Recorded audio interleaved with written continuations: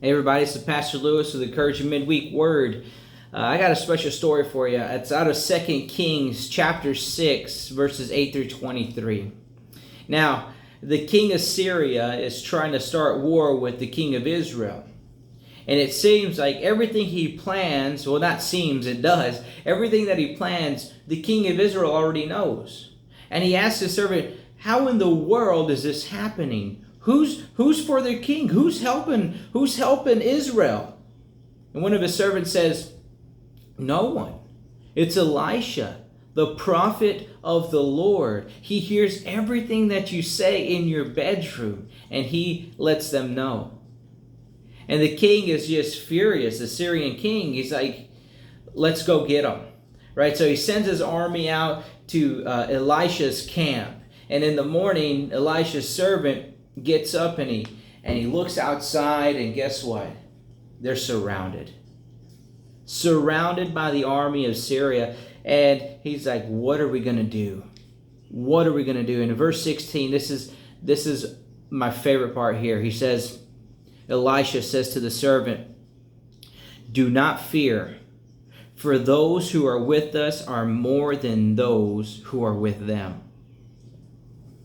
Can you imagine this servant, this young man, waking up, coming out, and he sees this army? And that's all he sees. He's not seeing what Elisha sees. I think many of us can comprehend that, right? We're looking out and we see our problems, we see our bills, we see those who are coming against us, we see everything. But we can't get a clear picture of what the Lord is doing. Elisha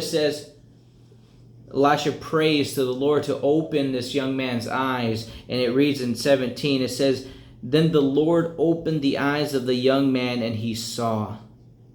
And behold, the mountain was full of horses and chariots of fire all around Elisha.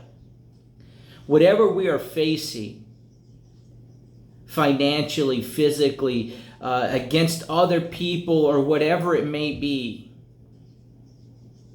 the Lord is still in the midst of those who are calling on him, those who are depending on him. There's a song called Surrounded by Michael W. Smith, and it says, it may look like I'm surrounded, but I'm surrounded by you. This is how I fight my battles. We don't fight our battles alone. Lewis doesn't go out there and box anymore.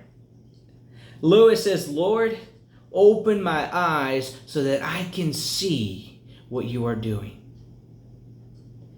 I trust you. And whatever you're facing today, know this. Whether it's your bills, whether it's people, whatever it may be, your health, know that God is surrounding you. That he is the one that is fighting our battles. There's nothing that we can bring to the table that is greater than anything that he can provide. All we have to offer to him